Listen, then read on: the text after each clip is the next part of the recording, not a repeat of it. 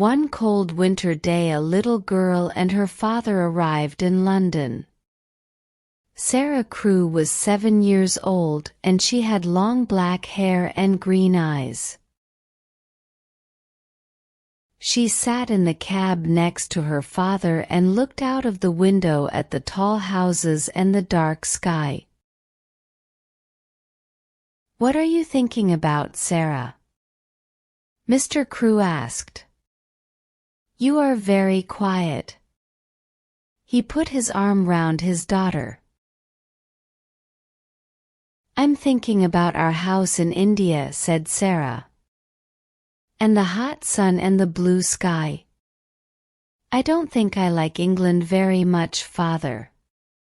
"Yes, it's very different from India," her father said. "But you must go to school in London and I must go back to India and work." "Father, I know," said Sarah. "But I want to be with you. Please come to school with Mel. I can help you with your lessons." Mr. Crewe smiled, but he was not happy. He loved his little Sarah very much and he did not want to be without her. Sarah's mother was dead and Sarah was his only child. Father and daughter were very good friends. Soon they arrived at Miss Minchin's school for girls and went into the big house. Miss Minchin was a tall woman in a black dress. She looked at Sarah and then gave a very big smile. "What a beautiful child," she said to Mr. Crewe. Sarah stood quietly and watched Miss Minchin. "Why does she say that?" she thought. "I am not beautiful, so why does she say it?" Sarah was not beautiful, but her father was rich. And Miss Minchin liked girls with rich fathers, because it was good for the school and good for Miss Minchin, too. "Sarah is a good girl," Mr. Crewe said to Miss Minchin.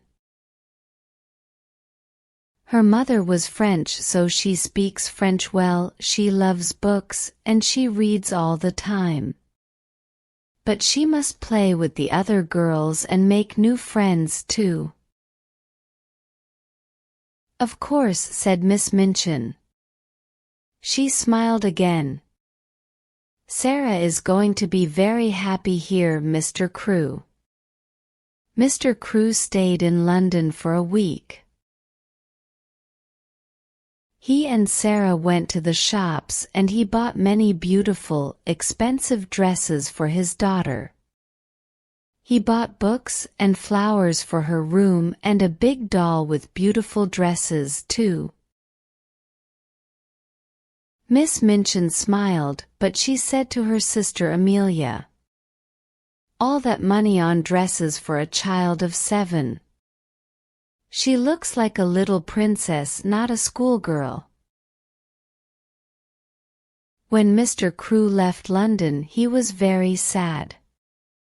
Sarah was very sad too, but she did not cry. She sat in her room and thought about her father on the ship back to India. "Father wants me to be happy," she said to her new doll.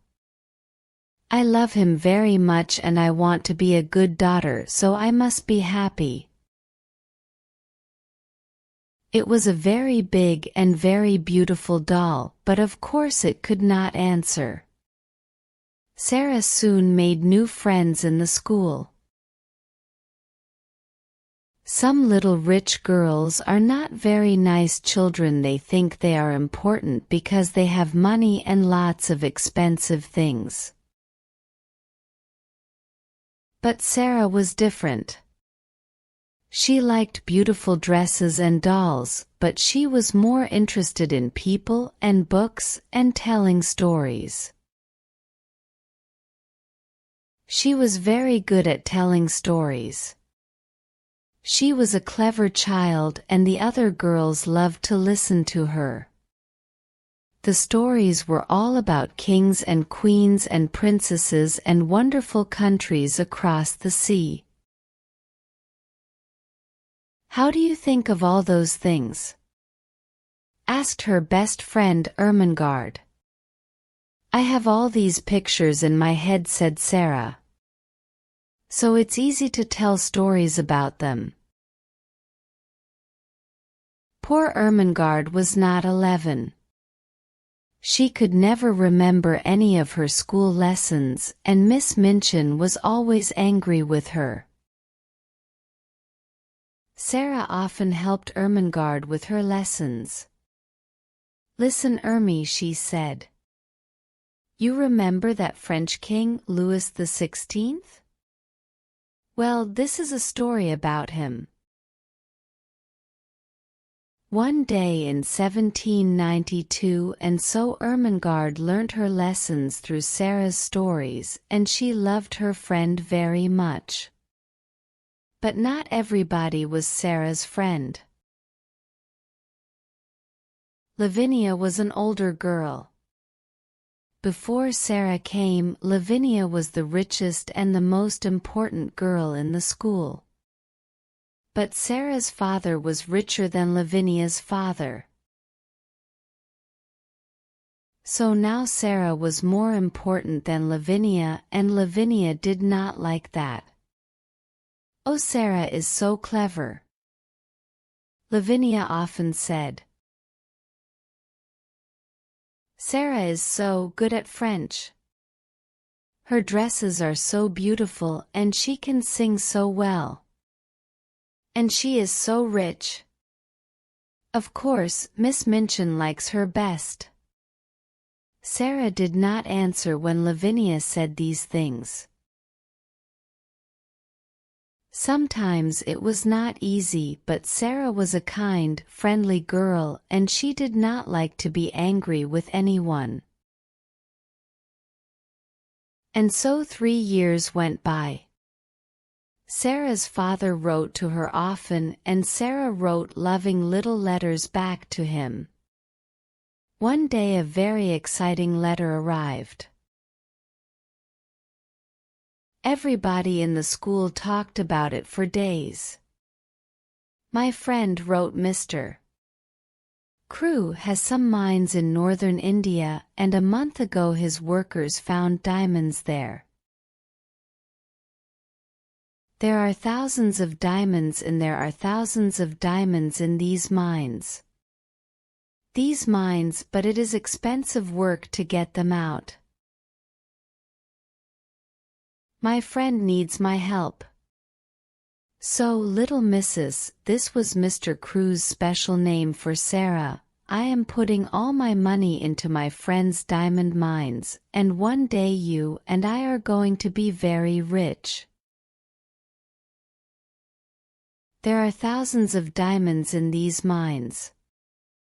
Sarah was not interested in money, but a story about diamond mines in India was exciting. Nearly everybody was very pleased for Sarah, but not Lavinia, of course. She said. "My mother has a diamond. Lots of people have diamonds. What's so interesting about diamond mines?" "But there are thousands of diamonds in these mines," said Ermengarde. "Perhaps millions of them." Lavinia laughed. "Is Sarah going to wear diamonds in her hair at breakfast, then? Or is it Princess Sarah now?" Sarah's face went red. She looked at Lavinia angrily but said quietly, "Some people call me Princess. I know that. But princesses don't get angry or say unkind things, so I'm not going to say anything to you, Lavinia." "To me you are a princess," Ermengarde said to Sarah later. And you always look like a princess in your beautiful dresses. Sarah was a princess to another girl, too. This was Becky. She was a servant in Miss Minchin's school, and she was only 14 years old, but she worked all day and sometimes half the night. She carried things upstairs and downstairs, she cleaned the floors, she made the fires, and she was always tired and hungry and dirty. She and Sarah had very different lives. But one day Sarah came into her bedroom and there was Becky sleeping in a chair. "Oh, you poor thing," Sarah said. Then Becky opened her eyes and saw Sarah. She got up at once. "Oh, miss," she said. "I'm very sorry, miss. I just sat down for a minute and don't be afraid," said Sarah. She gave Becky a friendly smile. "You were tired. That's all. Are you going to tell Miss Minchin?" asked Becky. She began to move to the door. "Of course not," said Sarah. "Please don't run away. Sit down again for a minute. You look so tired." "Oh, miss, I can't," Becky said.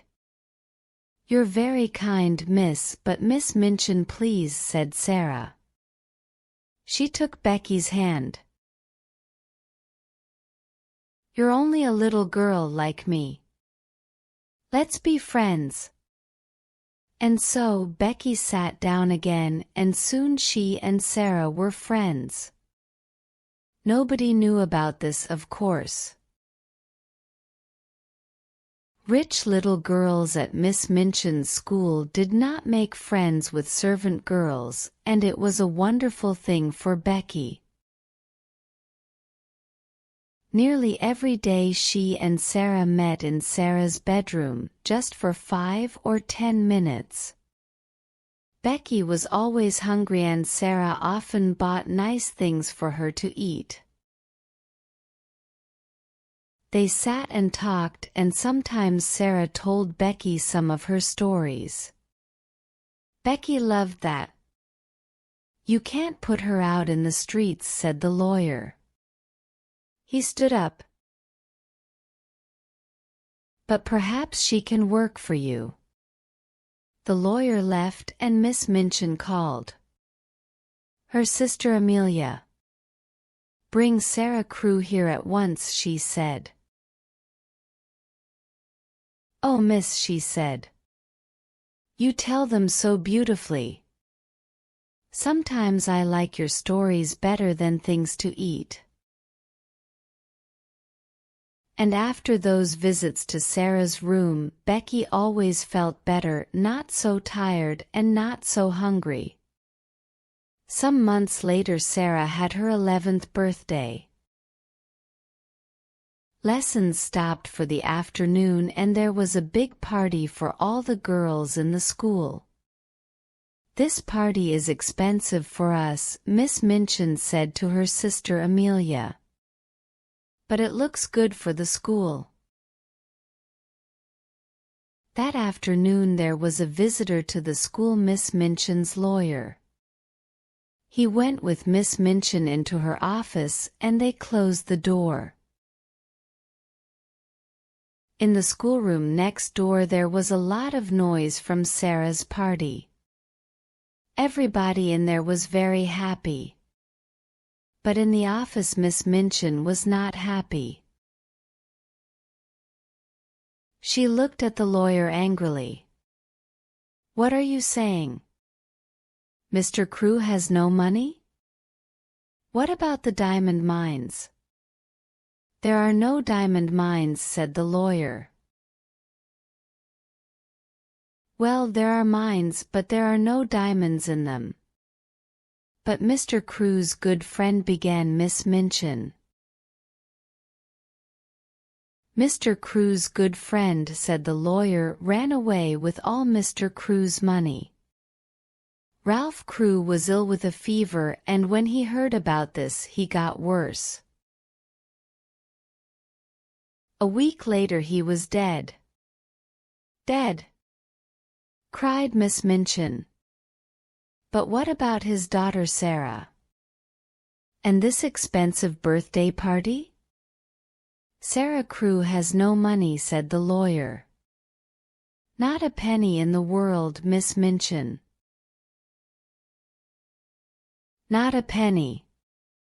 She must leave my school at once, Miss Minchin said angrily.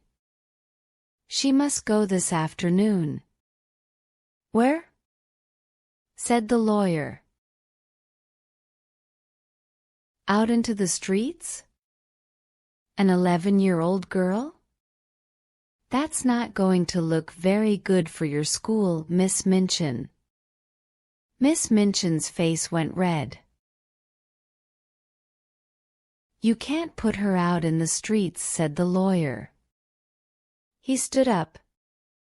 But perhaps she can work for you. The lawyer left, and Miss Minchin called her sister Amelia. Bring Sarah Crew here at once, she said.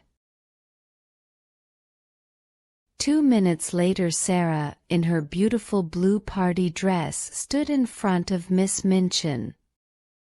Have you a black dress, Sarah? Miss Minchin said coldly. Yes, Miss Minchin, said Sarah. But it's very small. She must leave my school at once, Miss Minchin said. Go and put it on at once, said Miss Minchin. Your father is dead. There were no diamond mines, and your father's friend ran away with all his money. You have nothing. Not a penny. But I am going to be very kind to you. You can stay in my house, but now you must be a servant and work for your bread. You can sleep in a servant's room upstairs, next to Becky's room.